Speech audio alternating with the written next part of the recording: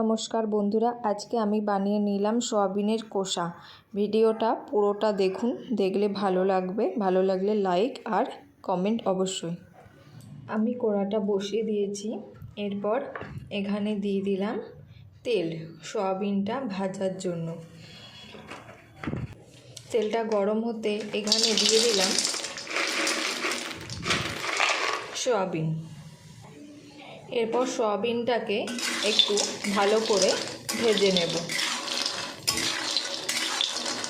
এই রকমভাবে যদি আপনারা সয়াবিন ভেজে রান্না করেন, টেস্টটা কিন্তু সুন্দর আসে। সয়াবিনটা আমার ভাজা হয়ে গেছে। এরপর আমি এটা একটা পাত্রের মধ্যে তুলে নেব।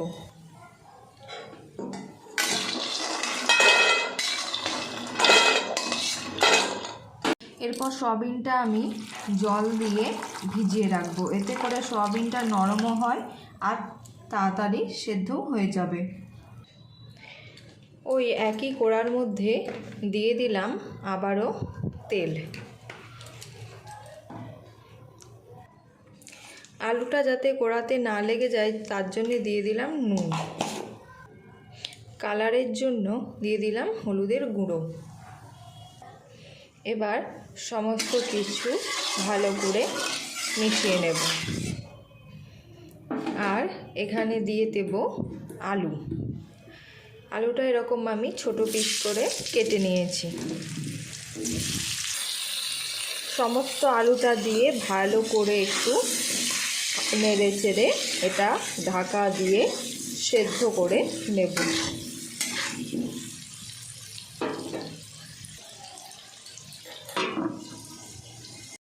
কিছুক্ষণ পর ঢাকনাটা খুলে আলুটাকে একটু ভালো করে আবার ভেজে নেব। তারপর আবারও ঢাকা দিয়ে সেদ্ধ হতে দেব। এবার ঢাকাটা খুলে দেখলাম আলুগুলো প্রায় আমার 90% মতো সেদ্ধ হয়ে গেছে। এরপর সমস্ত আলুটা আমি তুলে নেব।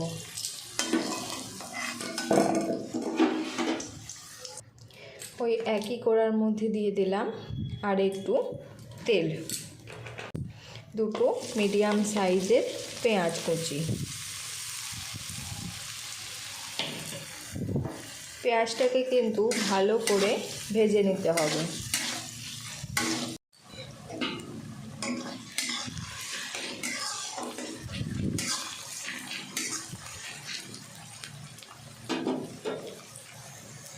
এদিকে সয়াবিনটাও দেখুন অনেক সুন্দরভাবে ভিজে গেছে আর নরমও হয়ে গেছে, বড় বড় হয়ে ফুলে গেছে।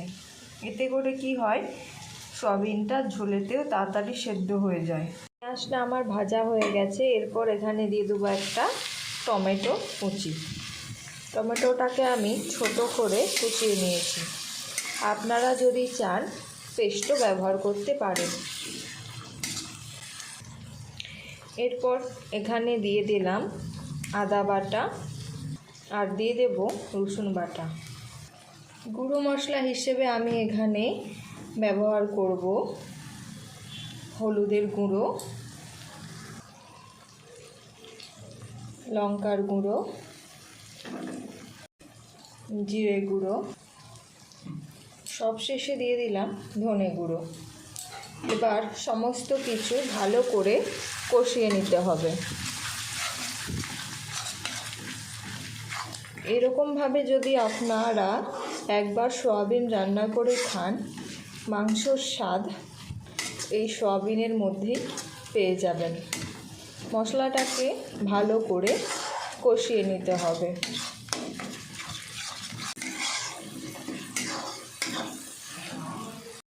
মশলাটা আমার ভালো করে কিন্তু কষানো হয়ে গেছে আর মশলাটার থেকে বেশ তেলও ছেড়ে দিয়েছে।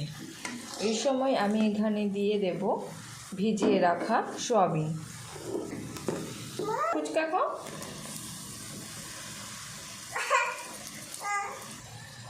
সমস্ত সয়াবিনটা আমি এখানে দিয়ে দিয়েছি। এরপর মশলার সাথে ভালো করে কষিয়ে নেব। সয়াবিনটা আমার কষানো হয়ে গেছে। এরপর আমি এখানে দিয়ে দেব ভেজে রাখা আলু। সমস্ত আলু দিয়ে আমি আবারও ভালো করে একটু কষিয়ে নেব। এরপর আমি এখানে দিয়ে দেব জল। জলটা দিয়ে ভালো করে সমস্ত কিছু মিশিয়ে নেব। তারপর ঢাকা দিয়ে সেদ্ধ হতে দেব 8 থেকে 10 মিনিট। এরপর ঢাকনাটা খুলে দেখে নেব।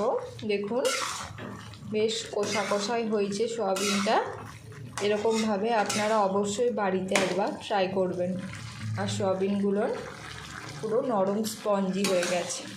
তৈরি হয়ে গেল আজকের রেসিপি সয়াবিনের কষা। সবশেষে দিয়ে দিলাম একটু কুচিয়ে নেওয়া ধনেপাতা। এটা দিলে টেস্টটা কিন্তু আরোই বাড়ে।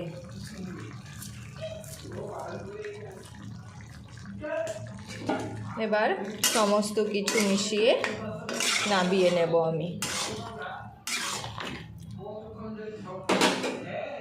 সয়াবিনের তরকারি কিন্তু আপনারা রুটি, লুচি বা গরম ভাতের সাথেও ট্রাই করতে পারেন। খেতে কিন্তু খুবই সুন্দর হয়।